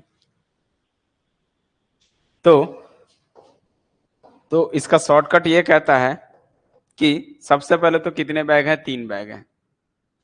तो बैग चूज करने की प्रोबेबिलिटी तो 1/3 आने वाली, तो ऊपर भी रहे नीचे भी रहे तो क्या आ जाएगा, कट जाने वाला है, कट जाने वाला है। तो मैं सीधा शॉर्टकट ये करूंगा कि जो फर्स्ट बैग चूज करने की प्रोबेबिलिटी तो 1/3 1/3 1/3 सबकी है, ऊपर भी 1/3 कटना ही है। तो मैं डायरेक्ट क्या लिखूंगा, फर्स्ट बैग से रेड होने की प्रोबेबिलिटी बस निकाल लूंगा। फर्स्ट बैग से रेड होने की, रेड कितने हैं, 3, कितने में से 3 4 7, 4 3 7 और 1 8, 3/8 ऊपर आ जाएगा, नीचे में 3/8 प्लस सेकंड बैग से रेड होने की प्रोबेबिलिटी कितनी होगी। अच्छा हाँ, यहाँ पर मुझे सेकंड का बैग का निकालना है, ठीक है। तो फर्स्ट का नहीं आएगा, सेकंड का आएगा। सेकंड बैग के कितने हैं, तो फर्स्ट से 3/8 हो गया, और सेकंड से है आपका 2y, फर्स्ट रेड है, यानी कि एक रेड है 1 बटा कितने, 2 3 5 और एक 6। यहाँ भी 1/6 सेकंड का 1/6। थर्ड से, थर्ड बैग से रेड होने की प्रोबेबिलिटी कितनी आएगी, 4 अपॉन नीचे में 4 और तो 6 6 3 9 आएगी। तो ओवरऑल इसको सॉल्व करते हो तो क्या बनने वाला है, 1/6। मैं ये कैसे किया भाई, आप लोग को पता चल रहा है कैसे किया, क्योंकि यहाँ पर ×1/3 ×1/3 1/3 कॉमन निकाल के काट देना है, ठीक है। तो कटना ही है तो इसलिए मैं लिखा ही नहीं। एलसीएम लो लो इसको, ठीक है। एलसीएम लेते हो तो कितना आएगा, 8 6 9 का एलसीएम, तो 8 का अलग से, 6 का अलग से और निकालना पड़ेगा, ठीक है। तो 4 12 आएगा, 16, इसमें 4 2 है, इसमें 3 और 2 है, तो 4 × 12, 12 और 4 4 16।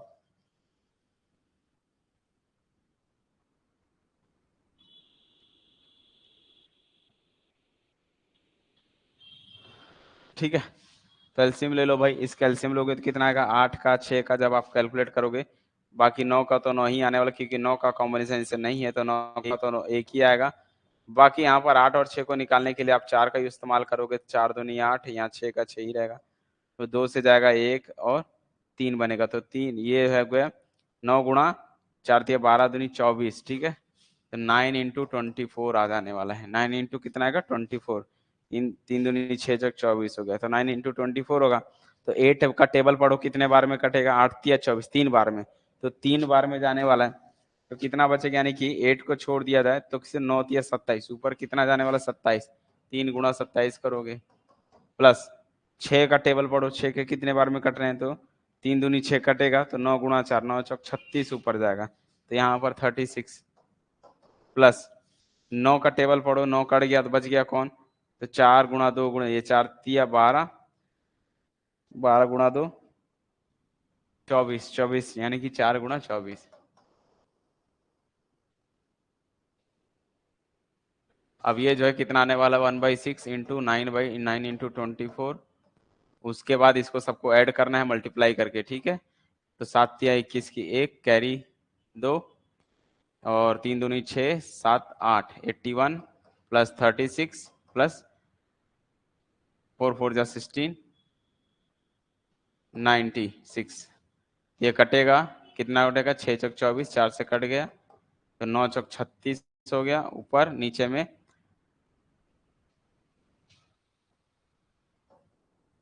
16 का 6 हासिल 1 9 और 1 10 8 18 19 20 21 कटने वाला है ये, तो कितना आएगा, कहीं मिस्टेक तो नहीं हुआ।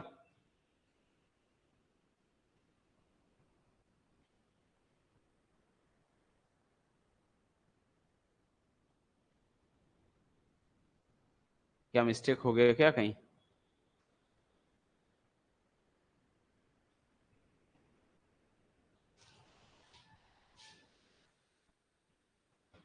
ठीक है।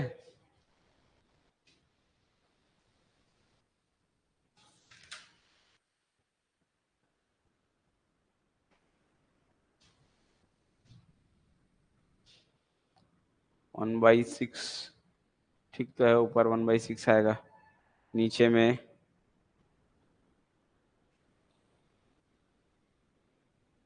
तो मैंने भी क्या लिखा है, ज्यादा लिख दिया क्या, 1 मिनट।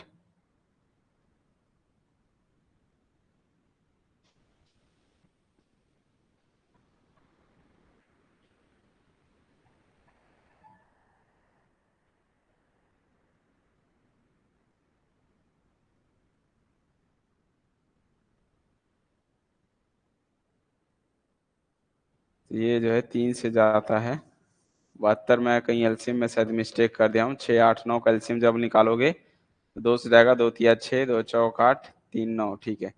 अब ये जो है सब मल्टीप्लाई कर देना है, तो मल्टीप्लाई करोगे तो 4 × 3 4 × 12 12 दूनी 24 24 गुणित 9, सही तो है एलसीएम। एलसीएम में तो कोई दिक्कत नहीं है, बहुत 24 × 9 आएगा, ठीक है। 24 × 9 ही आने वाला है। तो 8 का टेबल पढ़ना रहता है, तो 8 का टेबल कितने बार कट रहा है, 9 × 24 करेंगे तो 8 तिया 24, 9 तिया 27, 27 का मल्टीप्लाई हो जाएगा, सही तो है ये भी। प्लस 6 से टेबल मल्टीप्लाई करोगे तो 6 चक 24, 4 गुणा 9, 9 चक 36, 36 आ गया। और 9 में 9 का टेबल 9 9 कट जाएगा, 24, 24 गुणी 4, सही है अभी।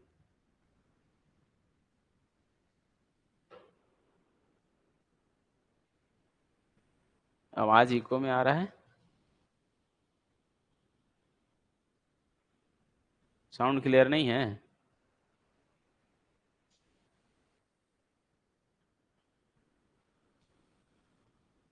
अच्छा, माइक तो लगा हुआ है। Hello hello hello hello hello.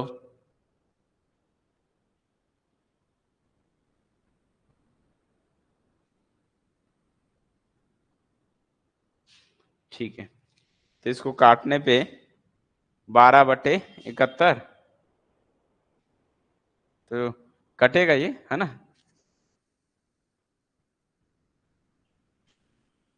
इसको जोड़ोगे तो देखो 6 6 12 और 1 13, यहाँ मिस्टेक हो गया जोड़ने में, ऐड करने में शायद, है ना। ठीक है, ये जो है 9 चौक 36 हो गया, नीचे में 6 6 12 और 1 13 का 3 80 और 9 और 1 10, 10 8 18, 18 19 20 21। अब ये कटेगा, 3 से कटेगा, 3 एकम 3, 3 दूनी 6, 3 सत्ते 21, 3 एकम 3, तो 12/71 सही तो था। ठीक है, सबको क्लियर हो गया। बोलो भाई, सबको आ गया समझ में, यस या नो कमेंट करो।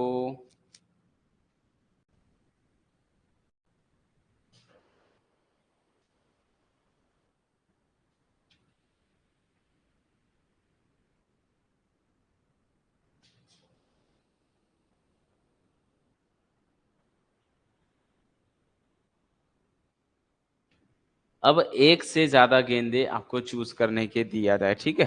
बैग तो एक ही रहेंगे, क्वेश्चन को मैं बदल दे रहा हूँ, घुमा के लिख दे रहा हूँ क्वेश्चन, ठीक, जिससे आप लोगों को धीरे धीरे कॉन्सेप्ट और बढ़ते जाएगा। क्वेश्चन नंबर 2 आज का, इस क्वेश्चन में मान लो लिख दिया जाए अगर, the contents of earn, contents of earn first second third, 3 earns हैं, 3 टोकरी है जो भी है, और R S follow, R S follow, ठीक है। और ऑप्शन दे दिया हुआ है, तीनों में क्या क्या दिया हुआ है, एक वाइट है, एक white, 2 red, 2 red and 3 black.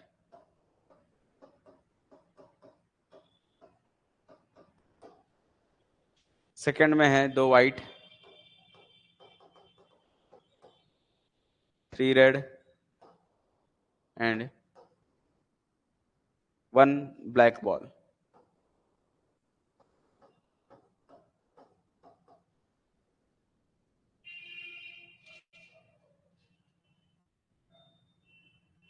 इसमें है 3 वाइट,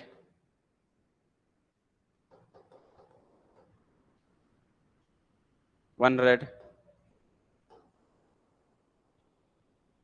एंड 2 ब्लैक बॉल्स।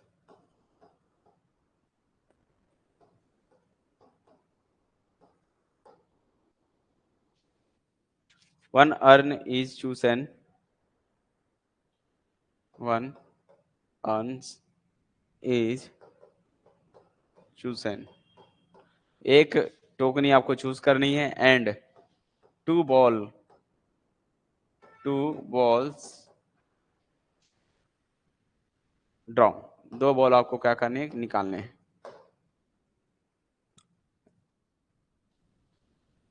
ठीक है। उसके बाद बोल रहा है they happen to be, they happen to be white and red, white and red, ठीक है। आपका, आप जैसा चाह रहे थे वैसा ही क्वेश्चन मैंने यहां पर दे दिया, ठीक है। What is the probability what is the probability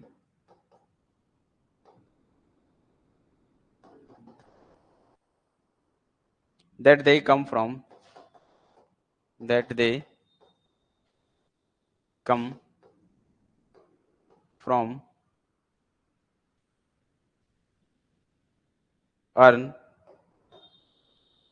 first second या थर्ड? बोलिए भाई, क्वेश्चन को समझिए। तीन आपके पास टोकनी है, 1 2 3, तीन अर्न्स है।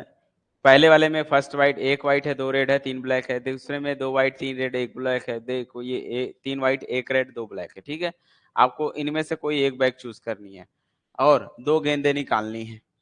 अब दो गेंदे जब निकाल रहे हो तो आपको पूछ रहा है कि भैया ये जो है that they happen to be white, वो जो दोनों गेंदे निकली है वो कैसी हो गई? व्हाइट हो गई भाई, दोनों गेंदे व्हाइट हो गई। अब आपको ये बताना है कि जो दोनों गेंदे व्हाइट हैं वो पहले बैग के हैं, सेकंड बैग के हैं या फिर थर्ड बैग के, तीनों में से कौन से बैग की प्रोबेबिलिटी है। तो आपको तीनों निकालना पड़ेगा अलग अलग बैग का। कि फर्स्ट बैग के लिए एक बार चूज करना है, सेकंड बैग के लिए एक बार, थर्ड बैग के लिए चूज करनी है।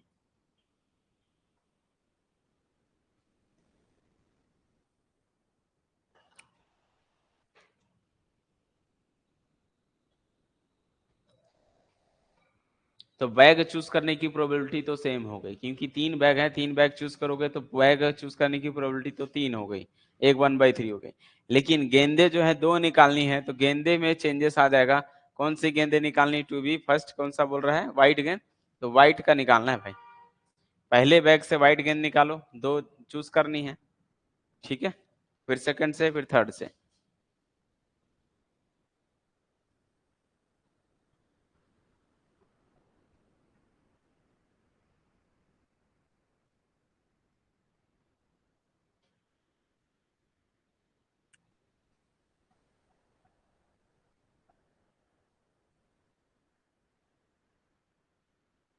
एक बार ट्राई करो फिर मैं बताता हूँ।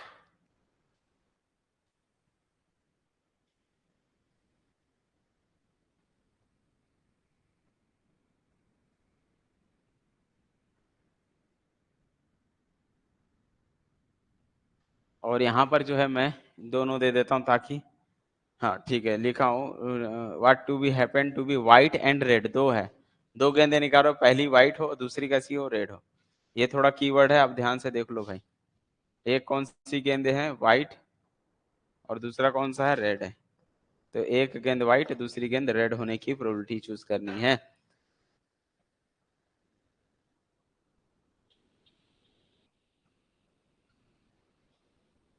लास्ट साइड में क्या दिक्कत है?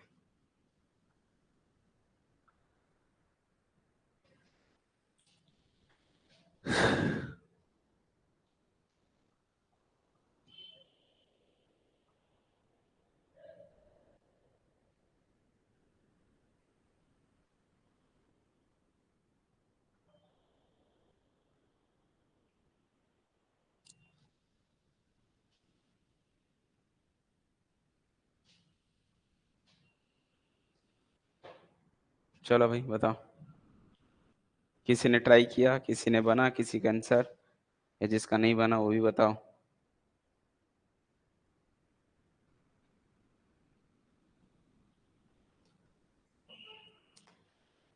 एक एक का निकालना है भाई, एक बार फर्स्ट बैग के लिए निकालना है, एक बार सेकंड के लिए, एक बार थर्ड के लिए।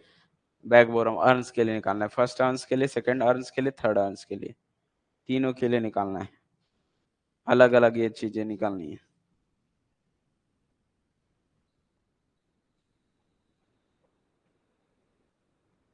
पहले आप लोग मुझे फर्स्ट बैग का बताओ।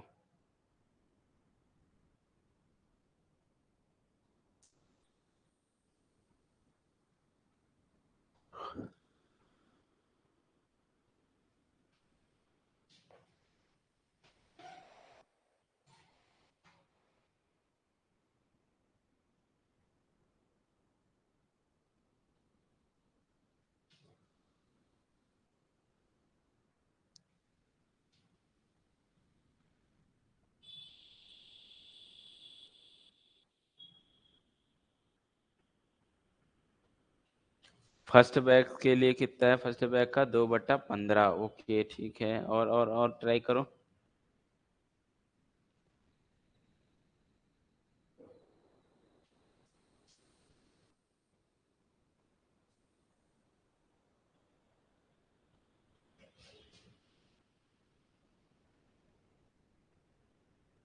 सेकंड के लिए 1/5।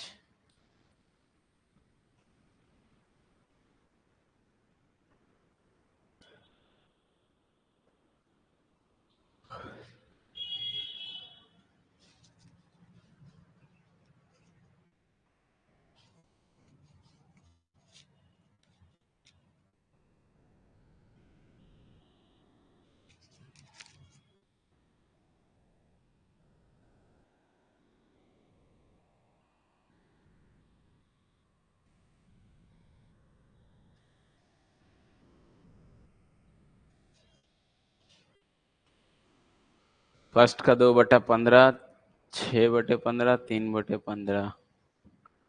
फर्स्ट बैग का 1/2। अलग अलग दे रहे हो, मतलब कहीं ना कहीं आप सब लोग का गड़बड़ आ रहा है। जब आप सब लोग गड़बड़ी कर रहे हो, मतलब सब लोग का गड़बड़ी हो गया।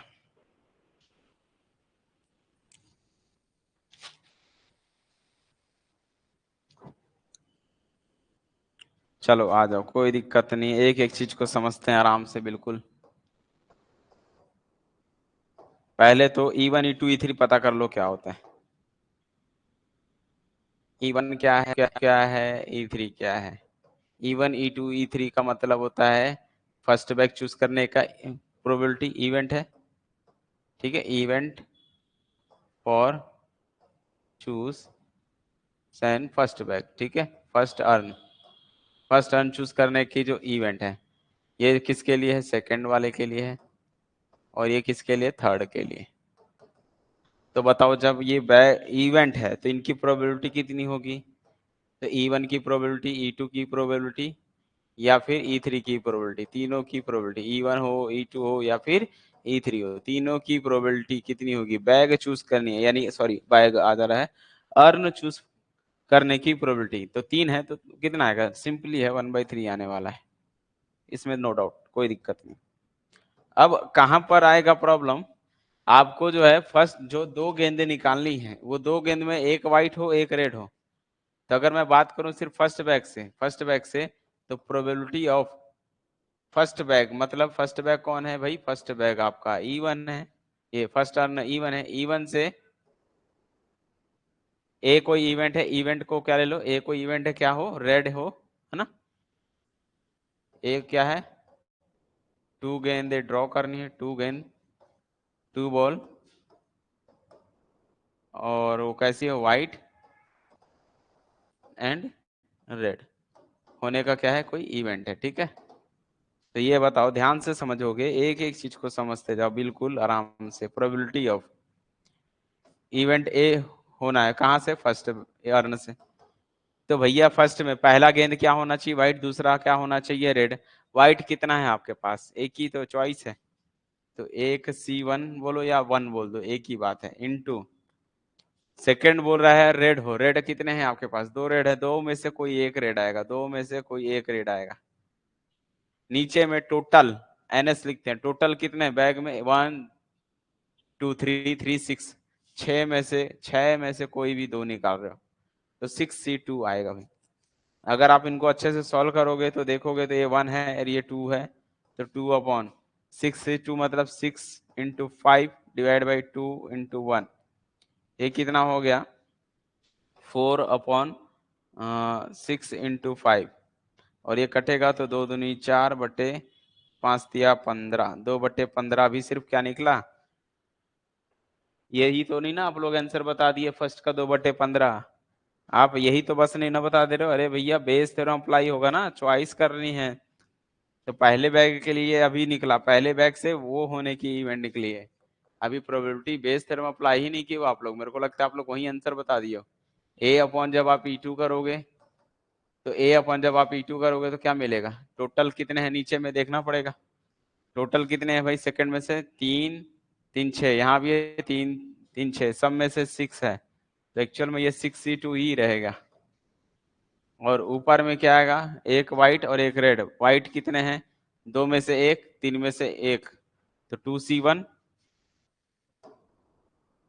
तो 2C1 इंटू 3C1, दो में से एक, तीन में से एक, है ना। ठीक है, तो ये एक्चुअल में 2 गुणा 3 ही तो है, 2 और 3 ही तो निकलेगा। इसको तोड़ोगे तो कितना आएगा, 6 × 5 डिवाइड बाई 2 × 1।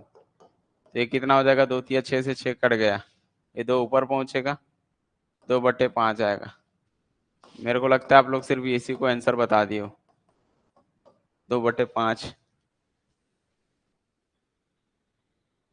ठीक है, चलो प्रोबेबिलिटी ऑफ इवेंट चूज करने की प्रोबेबिलिटी कहाँ से, थर्ड बैग से।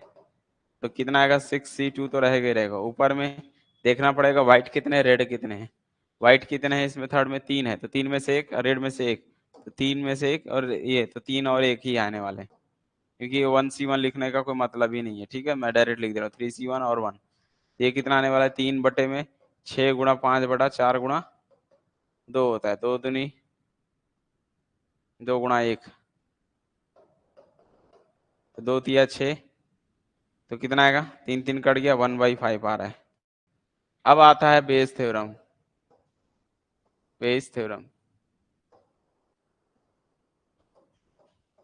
बेस थ्योरम अप्लाई करोगे किसके लिए, फॉर फर्स्ट अर्न के लिए। जब आप फर्स्ट अर्न के लिए जब बनाओगे तो जो प्रोबेबिलिटी निकलेगी किसके लिए, फर्स्ट बैग के लिए, तो फर्स्ट के लिए अर्न। ठीक है, किसकी प्रोबेबिलिटी निकालना चाहते हो, फर्स्ट के लिए। क्या चीजें कैलकुलेट करनी है, ए इवेंट होने की प्रोबेबिलिटी। तो इसका जो आंसर आने वाला है कितना आने वाला है, नीचे में टोटल बैग चूज करने की प्रोबेबिलिटी कितनी है, 1/3 है। और फर्स्ट बैग से सिर्फ फर्स्ट का निकाल रहे, तो फर्स्ट बैग से कितने निकाले हैं, फर्स्ट बैग का कितना निकल, 2/15, ये आ जाएगा 2/15। नीचे में 1/3 सेकंड बैग से कितना निकाले, सेकंड के लिए 2/5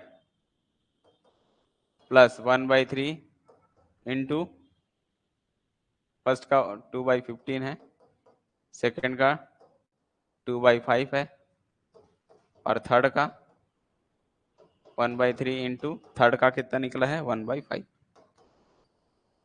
सब में 1/3 कॉमन निकाल के कट गया, तो क्या बचेगा, सिर्फ 2/15 अपॉन में ये 2/15 प्लस 2/5 प्लस 1/5। हाँ, ये चीजें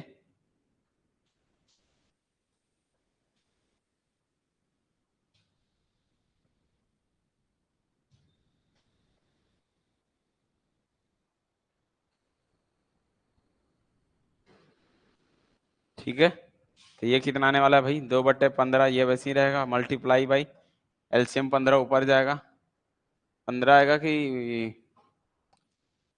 5×3 = 15, 75, 15 और 5 का 75 कि 30, 15 ही आएगा, 15। ठीक है, तो 15 से पूरा कट जाएगा, तो ऊपर क्या बचने वाला है, 2 प्लस ये तो 3 है, तो 3 और एलसीएम 5 है, तो 5 तिया 3, 3 तिया 9, 9 आ जाएगा। ठीक है, करके देख लो। एलसीएम 5 है, एलसीएम 5 है, तो 5 का टेबल पढ़ोगे 3 बार में कट जाएगा, 3 का गुणा करोगे ऊपर में तो 2 और 1 3 है, 3 तिया 9, ये 15 से 15 कट जाएगा, 9 2 11, 2/11 आने वाला आंसर। पहले बैग चूज करने के आंसर कितना आएगा, 2/11। वेरी गुड, फर्स्ट बैग के लिए 2/11 आएगा, जिसका आंसर आया है सही है, फर्स्ट का 2/11 आएगा।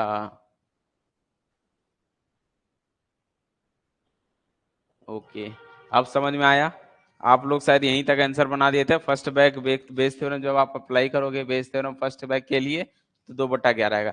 जब आप सेकंड के लिए अप्लाई करोगे तो ये सेकंड बस ऊपर पहुंचेगा, 2/15 की जगह 2/5 हो जाएगा, नीचे तो यही आने वाला है। ठीक है, मतलब ऊपर में बस चेंज होगा, नीचे यही आने वाला है 15/11। ठीक है, तो ये जो है सॉल्व बस ऊपर का चेंज होते जाएगा। मतलब अगर मैं सेकंड के लिए बनाऊं बेस थ्योरम फॉर किसके लिए, फॉर सेकंड अर्न के लिए, तब ये चीजें क्या बनेगी, आंसर बस सेकंड का ऊपर आ जाएगा। सेकंड का कितना है देख लो यहीं से, सेकेंड वाला बीच में ये 2/5 है, तो 2/5 अपॉन में यही रहेगा, तो 2/5 इंटू 15/9 2 11 यही रहेगा, 5 × 15 3 दूनी 6/11 आने वाला है। ठीक है, फॉर थर्ड के लिए कितना आ जाएगा, थर्ड अंश के लिए कितने हो जाएंगे, बोलो भाई। नीचे तो ये बाजू में 5/15 तो रहेगा ही रहेगा, मल्टीप्लाई में थर्ड का बस देखना है, थर्ड का कितना है 1/5, तो ये आने वाला है 1/5, तो 5 से 5 कटेगा 1/11। क्या सबको समझ में आ गया, यस या नो, जल्दी बोलो।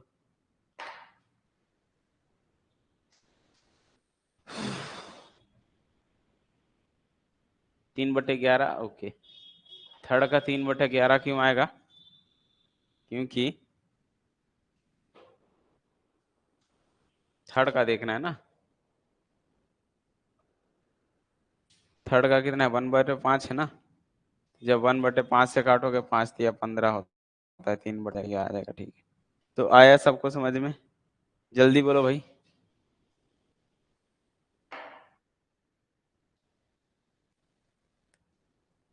तो कैसा लगा बेस थ्योरम का कॉन्सेप्ट, ये बताओ अब आप लोग मुझे, क्या बेस थ्योरम सबको समझ में आ गया, कहीं कोई दिक्कत परेशानी। तो इजी था कि नहीं, इजी था, लग रहा था उसका ये कॉन्सेप्ट जो है कि काफी बड़ा लचीला टाइप लग रहा था ये, लेकिन था एक्चुअल में एकदम इजी। ये थ्योरी बेस अगर हम देखा जाए तो बस वही है कि पहले ये फॉर्मूला कई लोगों को याद नहीं होता है, हमको याद करना भी नहीं था। ठीक है, चलो ठीक है, मिलते हैं नेक्स्ट क्लास में, तब तक के लिए bye bye and good night आप सभी लोगों को। ठीक है।